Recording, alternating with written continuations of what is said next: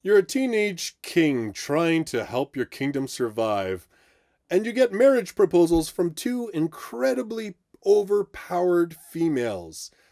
And then they both show up on your doorstep at the exact same time. Nothing bad can happen, right?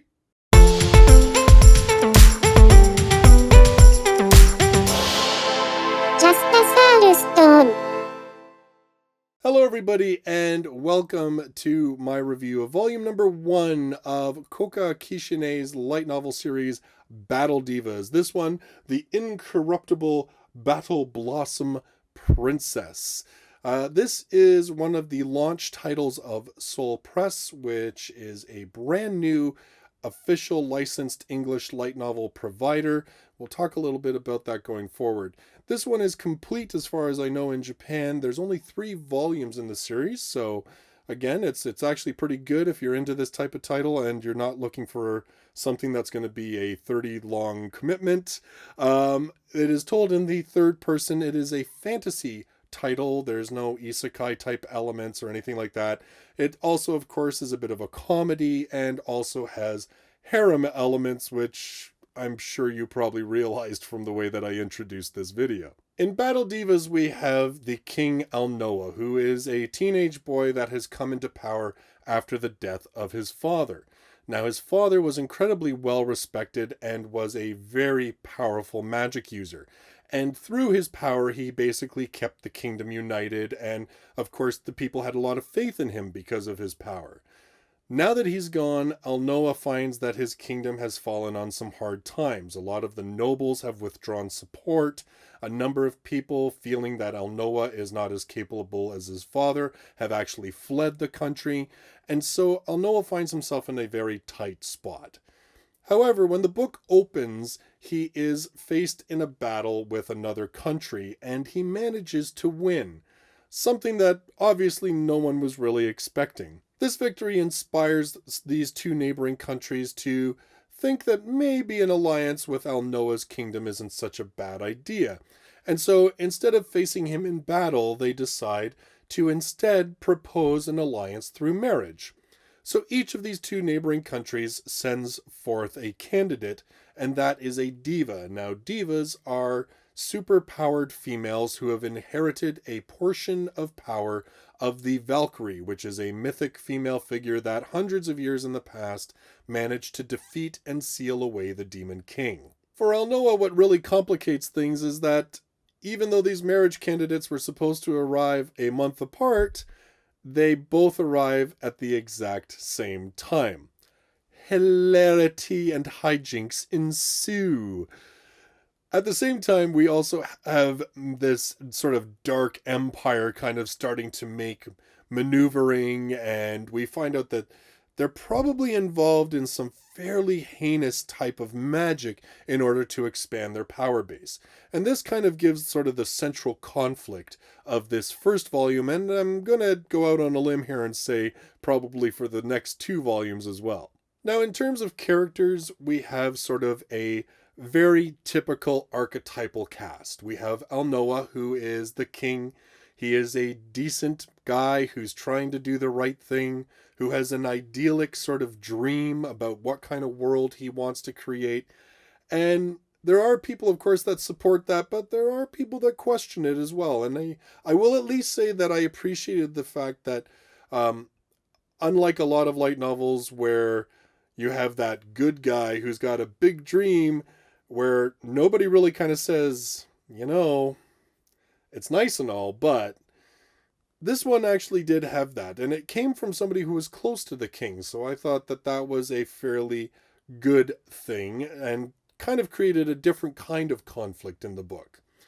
Then we have, of course, the 2 divas who come to be bride candidates. We have Fina, who is the archetypal, quiet, sort of not heavy on the facial expressions type, who, seems to be very supportive and is the one that, every now and then comes out with a line that just makes you chuckle because it seems so out of place with her otherwise personality. Then we have Sharon, who is the fiery, red-headed tsundere. Yeah, it's that archetypal. She's even got red hair and red eyes. I mean, You couldn't really, and she uses a sword. I mean, come on, like you can't. You got to know what kind of character that's going to be. We then have Elnoa's sister, Cecilia. She is also a diva, and she is a massive brocon. And yeah, it's that kind of archetype as well. She's that one that's like always smiling and happy, but often there's a very dangerous thing going on behind that smile. In terms of the world itself, it is a fantasy title, as I stated. There's no isekai elements. Um, Obviously the harem elements are very obvious where they're coming into play, but the world mixes a little bit of sort of Norse mythology in terms of its naming. The Valkyrie, of course, is the sort of female that came and defeated the Demon King, but it doesn't really feel like the book is specifically trying to follow a Norse mythology line. I recently reviewed Master of Ragnarok. It's so overt in all of its uses of Norse mythology, but this one, it was more like flavor. There's not really in terms of the world building itself, it's a very sort of standard light novel setup. A world that was sort of attacked by a demon king many years before. This incredibly superpowered woman appeared, managed to put him down, then divided her powers amongst 7 different artifacts that every generation a girl and sort of manages to inherit, and becomes the diva of that particular country or whatever. I mean, these are things that we see in a lot of light novels. I will say that the pacing of this book I thought was fairly decent. And there's enough reveals and sort of enough stuff going on that I always felt kind of invested in the book. There was enough stuff that I kind of was like, okay, I'm going to keep going, right? The harem hijinks they're just enough that it's fun, but it doesn't get, I would say, overdone. In terms of fan service, because you're going to open up this book and the very first color image you're going to see after the cover is tantalizing, depending on, I guess, your orientation, but it will definitely make you think what you're getting into. And I will admit, I thought that this was going to be a very ecchi type title. It's really not. The fan service is pretty much in line with a lot of light novels. The pratfall accidental boob grab, the saying something that somebody takes out of context. There is a mechanic that's mentioned very early on that, again, it's not something that you haven't seen before. It's the whole, you can power her up by fondling her boobs mechanic, which I will say is about the only thing in this book really that I rolled at, because I was like, oh, come on. But again, it's not like it's something all that horribly new or offensive, because it's there. I mean, there's been way worse stuff, and we won't even get into that. So in terms of the ecchi sort of, that kind of fan servicey type elements, it's not overdone. So again, fairly good. As I said, the pacing of it, fairly decent. We have these harem elements. We, of course, have this sort of empire that's kind of being this antagonist in the background. There's a couple of different times that they encountered the empire and what's going on there, and that creates sort of a good level of conflict and mystery to this. In general, what I'm going to say about Battle Divas is that it felt like a comfortable light novel. If you are a fan of light novels, if you've read a lot of light novels, particularly if you've watched a lot of anime as well, I think there's sort of that, it's like a comfort zone. You're kind of like, I know who this character is. I know who this character is. I have some idea how this is going to go. I'm not going to say that there were no surprises. There was at least 1 or 2 things that I was kind of like, that's kind of cool. I did appreciate that there was more than just the harem conflict aspect to it, and there was more than just the empire fighting conflict. As I stated, there was a little bit of like interpersonal conflict and conflict with friends and confidants of Al's in terms of, his dream and what he's trying to accomplish. So there were a bunch of different things kind of going on in this book that really did keep me fairly interested in going with it. And overall, I enjoyed it. Like I said, it didn't reinvent the wheel, but it didn't break the wheel at the same time. I think when I was reading it, I thought to myself, I was like, I can totally see why Soul Press went with this. It's a shorter series, so if for whatever reason it doesn't do well, it's not like they're on the ropes to try and put out 20 volumes. It has a bunch of like archetypal characters and story beats that most light novel fans, I think, will both recognize and enjoy. And it's got some really cute girls, which that never hurts for the covers and stuff like that. I'll say it. It's true.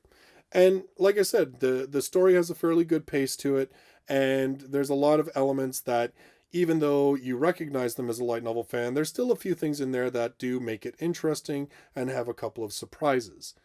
Now, with a new publisher, of course, the question is, what's it read like? What's the translation like? Because I think that's one of the things that always kind of makes me a little bit nervous. Like, even when J Novel Club first came out, I thought the same thing. I was like, I am happy to say, though, that Battle Divas actually reads very well. There are the odd grammatical issue in it, but you know what? There's no more in this book than you see in the average yen press release. It's really, given what we have seen with other publishers with their first sort of kick at the can with light novels, it's really actually quite well done.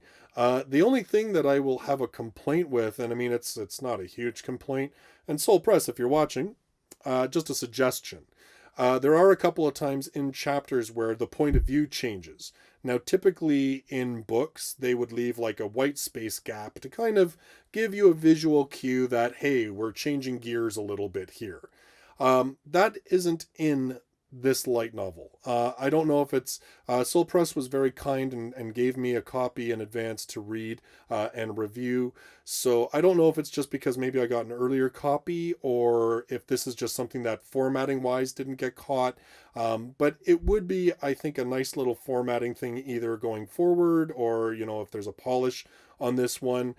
Just because, like I said, as a reader, there was a couple times where I was like, whoa, and it took me like a couple sentences to kind of be like, oh, we've changed gears here. We're now with different characters, and there's now a different sort of point of view. Like, so if I had to have any thing to say about the formatting or about the translation, that's really it. And I mean, as I said, from a very first time publisher of light novels, that's pretty good. Like, as I said, I've seen, even from established companies, I have seen far more grammatical errors that kind of really harmed the reading experience. This one, it wasn't bad. It really wasn't too bad. So overall, when we're just talking about the translation, how well does it read? I thought it read really well. It reads like a company that has been at this for some time. So other than my little nitpick of leave a little bit of white space when we change points of view, I'd say we're pretty good territory in this one. So kudos to Soul Press on that for giving us a quality product right out of the gate. So like I said, overall with Battle Divas, it is something that as a light novel fan, if you like fantasies, if you like girls that use magic and swords and are OP and fighting monsters and all that kind of stuff, you're going to find a lot to like in this book. You're going to find that you're very comfortable with sort of how things are laid out, because it really does. It just feels like reading something that you're familiar with and comfortable with. There's a couple of little surprises along the way that make it fun, and like I said, it's fairly well paced. So overall, I thought this was a pretty decent book. I'm definitely going to check out the second one, and probably the third one too, because if it's only 3 books, I mean, why not? Then I can actually say I finished a series, which would be awesome. So that is my review of Battle Divas. My next review is actually going to be on another brand new #1. Actually, there's been a whole bunch of new series that have come out recently, so I'm probably going to be reviewing a whole bunch of sort of #1 volumes for the next, probably couple of weeks. Anyway, that's going to be #1 of I've Been Killing Slimes for 300 Years and Maxed Out My Level. It just looks like a nice little cute title. I'm kind of looking forward to checking this one out. So that'll be my next review. So if you love light novels and you're brand new to the channel, you should subscribe. I do 2 to 3 reviews on a weekly basis, as well as a weekly countdown of the top 10 best-selling light novels in Japan. Thank you so much for joining me in this video. I look forward to seeing you in the next one. Till then, bye-bye for now.